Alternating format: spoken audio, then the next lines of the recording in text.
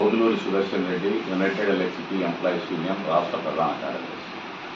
ముందుగా కొత్తగా ఏర్పడినటువంటి ప్రభుత్వానికి విద్యుత్ కార్మిక ఉద్యోగులందరి తరఫున శుభాభినందనలు తెలియజేస్తూ, ఏదైతే గత ప్రభుత్వంలో జరిగినాయో కార్మికుల పట్ల నిర్బంధాలు, కార్మిక హక్కుల మీద దాడి, అలాగే ప్రాథమిక హక్కులు భావ ప్రకటన స్వేచ్ఛ మీద దాడి జరగడం వల్లనే కార్మిక ఉద్యోగులందరూ కూడా చాలా అసంతృప్తికి లోనైనారు.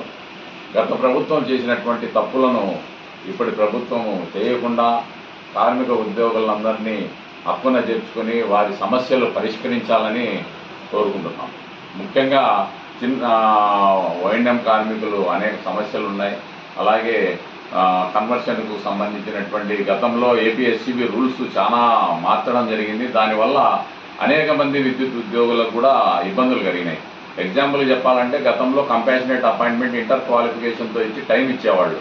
దాన్ని డిగ్రీ చేసి అనేక మంది ఉద్యోగులు తెగించి కరోనా టైంలో చనిపోయిన వాళ్ళు కూడా డిగ్రీ క్వాలిఫికేషన్ పెట్టడం వల్ల కూడా ఉద్యోగాలు రాలేదు. అంటే చిన్న ఎగ్జాంపుల్స్గా చెప్తాను.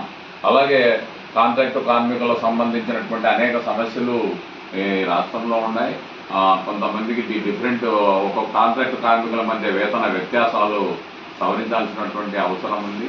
అలాగే గ్రేడ్ 2లకు సంబంధించినటువంటి సమస్యలు కూడా ఇంతవరకు తేల్చలేదు. వాళ్ళు సచివాలయానికి సంబంధించిన వాళ్ళ, ఎలక్ట్రిసిటీకి సంబంధించిన వాళ్ళు అయితే వాళ్ళ రెగ్యులర్ అంశాల మీద కూడా అనేక సమస్యలు గ్రేడ్ 2లకు సంబంధించినట్టు ఉన్నాయి. కాబట్టి కార్మిక ఉద్యోగులందరూ కష్టపడి ఏ ప్రభుత్వాలు మారినా కానీ ప్రజల సేవలో ముఖ్యంగా వైండ్యం కార్మికులు అనేక మంది ప్రాణాలు కోల్పోయినారు.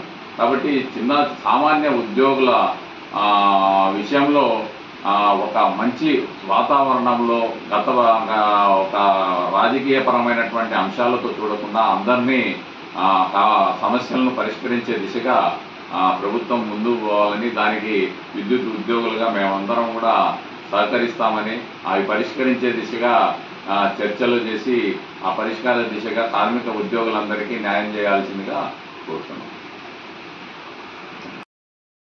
కొద్దిమంది ఎలక్షన్ ఆఫ్ కోడ్ ఎంసీసీ అనుబంధంగా కొద్దిమంది తొలగించారు. తిరిగి డిపార్ట్మెంటల్ ఎంక్వైరీ చేసిన తర్వాత వాళ్ళందరినీ కూడా విధుల్లోకి తీసుకోకుండా రాజకీయ కక్ష సాధింపుల్లో ఈ ప్రభుత్వం కూడా మొదలుపెట్టింది. దీన్ని మేము పూర్తిగా వ్యతిరేకిస్తున్నాం.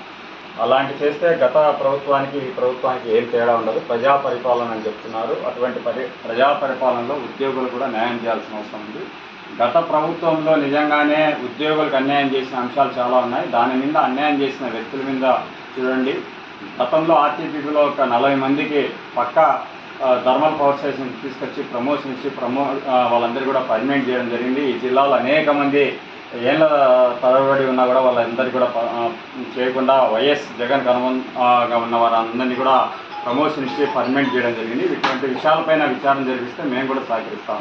రెండోది, ఈ మధ్యకాలంలో చాపాడులో ఒక అక్రమంగా విద్యుత్ కనెక్షన్లు ఇచ్చారని ఆ ప్రాంతంలో కూడా ప్రస్తావిస్తే ఎవరైతే అవినీతి పాల్పడ్డాడో, ఎవరైతే అవినీతి చేశాడో అటువంటి అధికారే ఇవాళ మళ్ళీ దాని యొక్క టీం కూడా ఆయన్నే అధికారిగా వేయడం జరుగుతుంది. అది సరైనది కూడా కాదు. న్యాయ విచారణ జరిపించండి.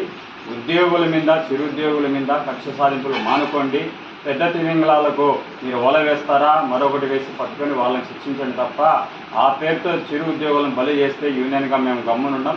తిరిగి ఏ విధంగా అయితే గతంలో పోరాటాలు చేసామో ఆ పోరాటాలు, ఆ నిర్బంధానికి మరి ఇక్కడ కూడా చేయాల్సింది. అట్లాంటి అవకాశం ఇవ్వకుండా ఈ ప్రజా ప్రభుత్వము ఉద్యోగులకు న్యాయం చేస్తుందని మేము ఆశిస్తున్నాం.